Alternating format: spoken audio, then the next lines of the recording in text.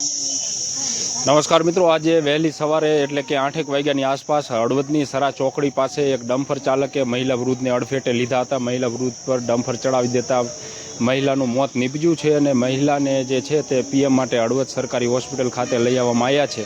આ મહિલા છે તે મૂડી તાલુકાના રાયશંકર ગામના છે અને અહીં હળવદમાં લૌકિકે ગઈકાલે આવ્યા હતા અને આજે વહેલી સવારે જ્યારે મૂડી પોતાના ગામ રાયશંકર પરત જઈ રહ્યા હતા ત્યારે ચોકડીએ રસ્તો ક્રોસ કરતી વેળાએ જે ડમ્પર ચાલક છે તેઓને આ મહિલાને કચડી નાખવામાં આવ્યા હતા અને મહિલાનું મોત થયું છે। એના બધા પરિવારજનો અત્યારે સરકારી હોસ્પિટલ ખાતે છે। આપણે થોડીક તેઓ સાથે વાત કરી। બાપા, આ મહિલાનું નામ શું હતું, કેવડી ઉંમર હતી ને અહીંયા હળવદ આવ્યા હતા પછી જાતા હતા, શું બન્યું હતું એ કહેજો।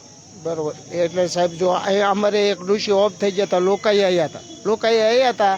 એ બહુ મોડું થઈ ગયું એના સવાલે તો એ રાત રોકાણા ને સવારે કે અમારે વ્યૂ જવું છે એટલે જતા હતા।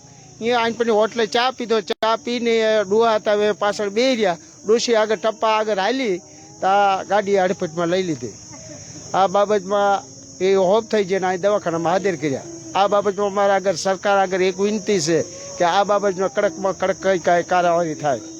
આ બાબત કેવડી ઉંમરના બેન હતા, એમનું નામ શું હતું? 55 વર્ષની ગુલાબબેન દેવી પૂજક એટલે મૂડી તાલુકાના રાયશંકર ગામે ગામે જ રહેશે અને રાયશંકરનાથ રહેવાસી છે। બરોબર, કે ગઈકાલે આવ્યા હતા? કાલે આવ્યા હતા, મોડું થઈ ગયું, લોકો આવ્યા એટલે એમની દીકરી આવી છે સગામાં રોકાઈ ગયા અને સવારે પણ જતા હતા। અહીંયાથી ચોકડી ક્રોસ કરવા ગયા, એમાંથી એક્સિડન્ટ થઈ ગયું અને ડમ્પર વાળો રોકાણો કે ભાગી ગયો? ના, રોકાણો પકડી ગયો કઈ ભર્યું તું ખાલી જતું ડમ્પર? એ લગભગ તો અમે ઓલું પેક આવે એ હતું એટલે એમાં કઈ ખબર નહીં, ભરેલું હોય ખાલી હોય પણ ઓલું ડમ્પર પેક આવે એ છે। હા, પોલીસ ની આયા હતા? હા, પોલીસ આવ્યા હતા, પોલીસે કેસ લખ્યો, બધું કાગળિયા કર્યા અને એ પણ હળવદ પોલીસ થાણામાં કેસ પણ નોંધાવા ગયા છે। હા, ઓકે, હા સાહેબ સેવાય। શું તમારે શું થાય આમ માજી? અમારા તો નમસ્કાર સાહેબ,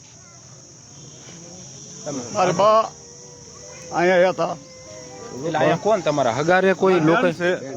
અમારી બેન અહીંયા અમારા બાપુની આવ્યા હતા।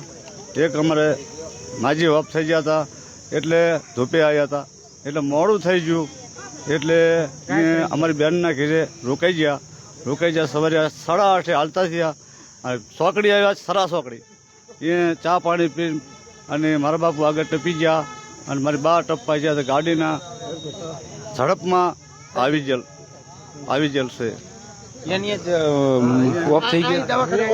દવાખાને સરકારી દવાખાને હોસ્પિટલ દાખલ કર્યા પણ ઓફ થઈ ગયા। પૂરું નામ શું હતું માજીનું, આખું નામ? ગુલાબબેન। હું એમનો સાથે દીકરો છું, મારું નામ વિનુભાઈ। ગુલાબબેન વાલજીભાઈ દેવી પૂજક।